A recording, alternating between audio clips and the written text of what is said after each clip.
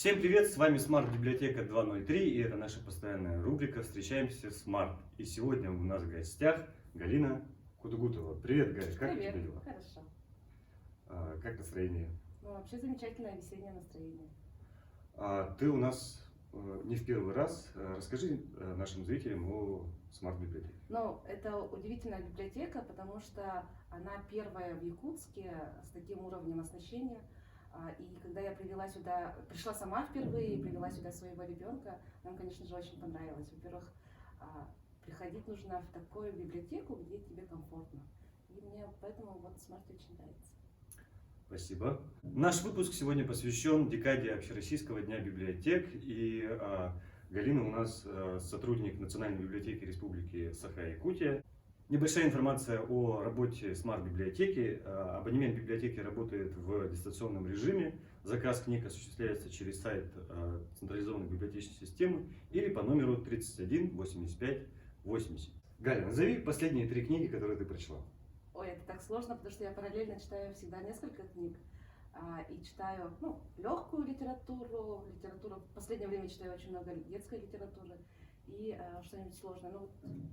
Не знаю, даже если так навскидку, у меня сейчас, наверное, загружены книги. Я начала Федора Конюхова «На грани возможностей», но я только начала его. Нравится сама история этой книги. Из последнего история Стэна Ли о создании Марвел вселенной. Акунина, вот несколько последних книг я прочитала. Некоторые прослушала в аудиоформате, некоторые вот прочитала. Наверное, так.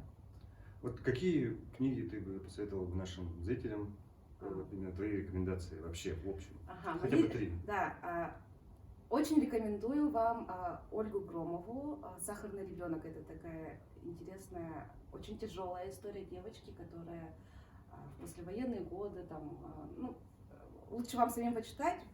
Вообще эта книга предназначена для подростков и для молодежи, но мне кажется, будет интересно прочитать всем. Также история, автора не помню, но это про мальчика и про его лисенка Пакс. История о дружбе, о взрослении в таком подростковом возрасте, когда ребенок начинает осознавать мир вокруг себя. Вот эту книгу я бы всем порекомендовала. И, конечно же, лучшая книга всех времен – это «Маленький принц» Антуан де Сент-Экзюпери. Это любимая книга всей нашей семьи, моего сына. И, наверное, вот эти книги я бы порекомендовала. Спасибо большое за рекомендации. Твое отношение к поэзии? Сама пишешь стихи? Как любой подросток, наверное, в детстве я писала. Что-то писала, все это уходило в стол. Но поэзию я обожаю. И почему? Потому что в 5, 6, 7 классах у нас была замечательная учительница литературы и русского языка. И она обожала поэзию и привила эту любовь к нам. И я вот, когда у меня был маленький грудничок, ребенок был маленьким, вместо песен я не умею петь, но я ему читала стихи. Наизусть очень много стихов я знаю, от Цветаевой до, не знаю, Теркина там. И сейчас в памяти тоже эти строки всегда есть. Я по настроению люблю искать новых авторов, читать эти стихи. Обожаю поэзию. И поговорим о твоей основной работе в Национальной библиотеке. Расскажи, в чем заключается твоя работа? Я такой нетипичный библиотекарь, я не сижу, не обслуживаю читателей, не выдаю им книги, не заполняю формуляры, потому что, мне кажется, работа библиотекаря очень сложная, сама суть профессии. Я библиотекарь, который соединяет библиотеку с обществом. То есть вот эта пограничная часть деятельности, это медиа, это работа со СМИ, с соцсетями и так далее. Такая у меня работа основная. У тебя очень много проектов. Расскажи, пожалуйста, о проекте «100 интервью о будущем Якутии». Это наш основной сейчас проект нашего отдела. Это медиапроект большой, он рассчитан на долгие года. Мы его презентовали совершенно недавно. Это сайт 100 интервью РФ, на который мы загружаем видеоинтервью с нашими респондентами, лицами проекта. Сейчас на данной стадии у нас 20 интервью загружены.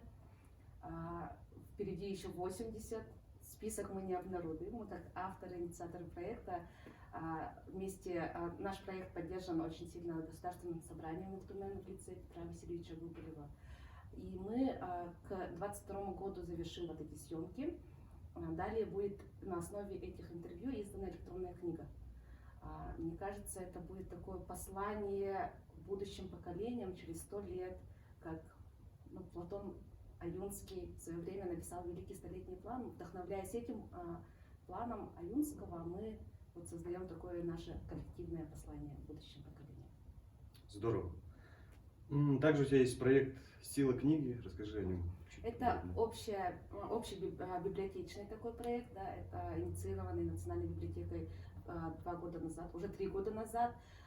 Это республиканская сетевая акция «Сила книги», когда разные люди читают любимые произведения детям. В первый год акции именно на базе библиотеки «Смарт» читал Айсен Николаев отрывок из «Маленького принца». По всей республике читали представители власти, там, депутаты и так далее. Да. Второй год у нас был посвящен людям-легендам. И отрывок из книги прочитал очень известный хирург, нейрохирург Петр Иванович Захаров.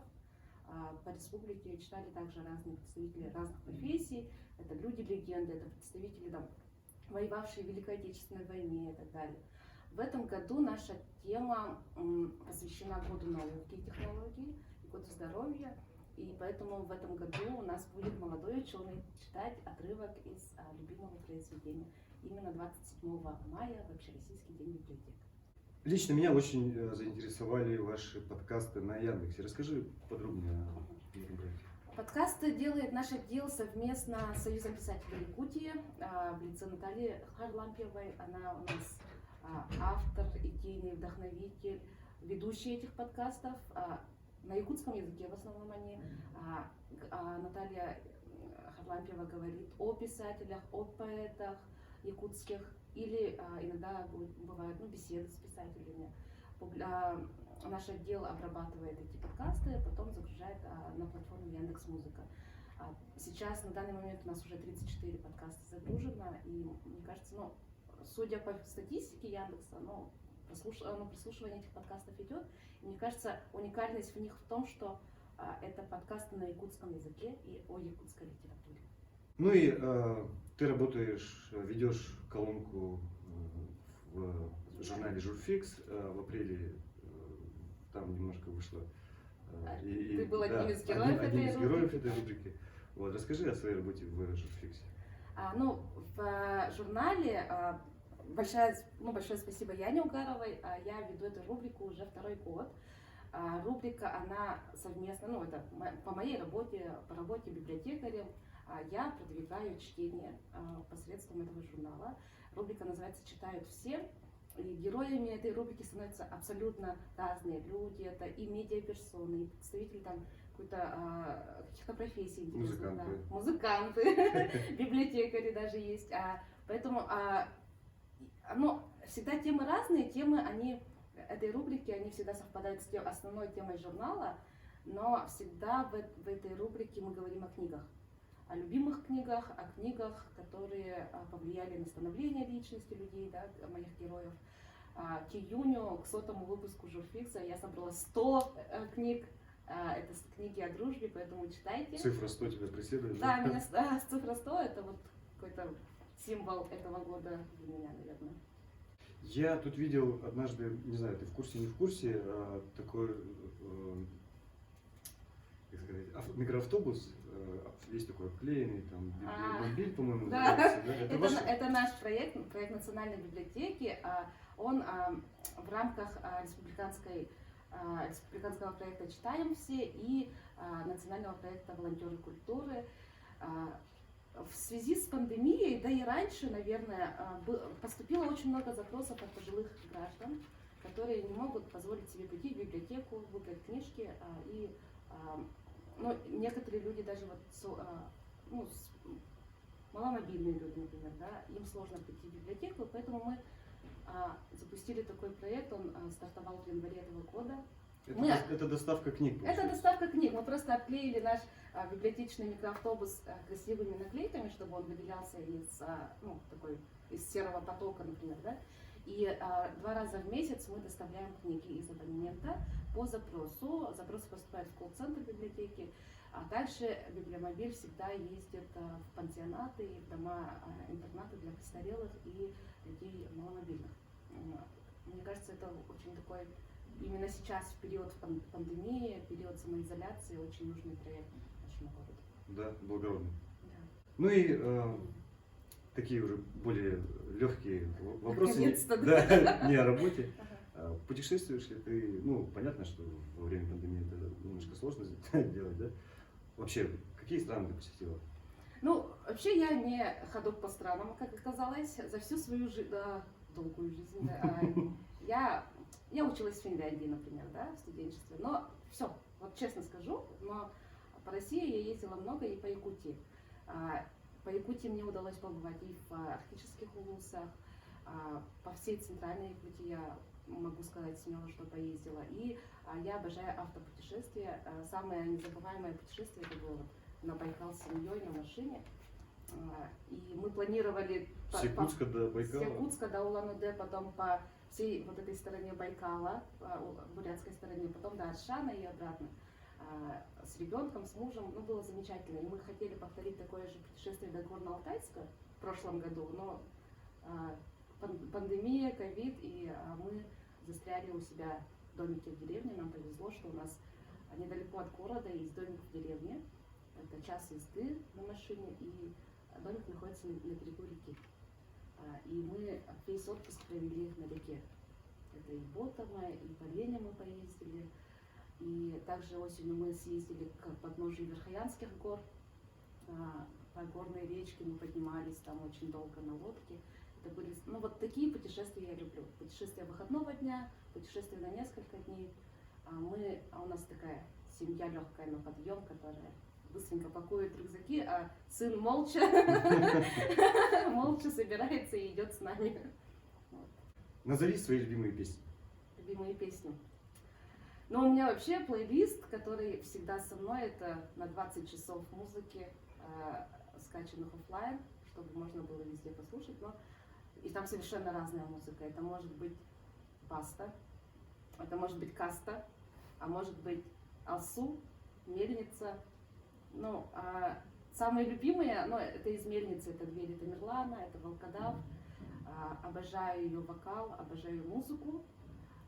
И недавно открыла для себя песню Касты «Погуляй со мной». Просто погуляй со мной. Такая замечательная песня. А на какой платформе ты слушаешь? Я слушаю на Яндексе. На Яндексе? Да, у нас Мои песни тоже есть на Яндексе. Я знаю, твои две песни у меня есть в офлайне. Еще третья есть. Третья какая? Ну, я тебе отправлю. Ага, хорошо. Чем ты увлекаешься вообще? Ну, Вообще путешествиями уже как бы... Я человек увлекающийся, я могу там увлечься. Вот, например, несколько лет назад я увлеклась скалолазанием. Увлеклась до такой степени, что получила судейскую категорию по скалолазанию. Сейчас я также являюсь членом этой федерации альпинизма скалолазания Якутии. Кроме того, я недавно, вот этой зимой, начала заниматься фигурным катанием. Я даже немножко прыгаю там. Что-то прыгаю, что-то падаю. Но мне очень понравилось, потому что я сейчас уверена. Я раньше думала, что умею кататься на коньках. Вот на ледовый, на массовый идешь и катаешься там, и думаешь, что круто катаешься. После занятий с тренером на ровном льду, да? На ровном льду. Это замечательно. Ты учишься там каким-то фигурам, каким-то прыжкам. Приемом. Это вот здорово. И вот эта вот весна у меня была, ассоциировалась с фигурным катанием, потому что я 3 раза в неделю занималась, мне очень нравилось. Вот такие у меня увлечения. Не могу сказать, что я человек, который любит там читать книги постоянно. Я читаю книги, но я больше времени провожу, наверное, на улице, или за рулем, или на прогулках. Это, можно сказать, мое хобби. И еще недавно у меня пополнение в семье. У нас появился щенок. Щенок Сиба Ину. Это порода такая? Это такая порода, Японская. мини-хатика. Да. Японская. Ага. И он занимает сейчас в последние дни абсолютно все мое время. Ну, ребеночек. Да, ребеночек. И я планирую выступать на выставках с ним. Тоже человек увлекающийся. Вот у меня идея фикс появляется. Вот я теперь хочу на выставке с собакой. Вот. наверное, это будет мое основное хобби в ближайшее время. И, как обычно, в нашей рубрике у нас блиц-опрос. Ой. Нужно отвечать быстро, предупреждала. не думая. Вот. Ты готова? Ладно. А вопросы сложные будут? Нет. Ну хорошо. Поехали. Что появилось раньше, курица или яйцо? Мне кажется, яйцо. Айфон или андроид? Android. Любимая национальная кухня? Вот тут сложнее, но, наверное, что-то остренькое такое, паназиатское. Аудиокниги или же настоящие книги? Традиционные книги. Да. Гитара или фортепиано? Фортепиано. Рок или джаз? Рок. Кто твой кумир? Джонни Депп. Когда ты с ним встретишься, что ты ему скажешь? Я скажу ему: привет, ты должен был получить Оскар. С вами была Галина Кутугутова. Всем пока.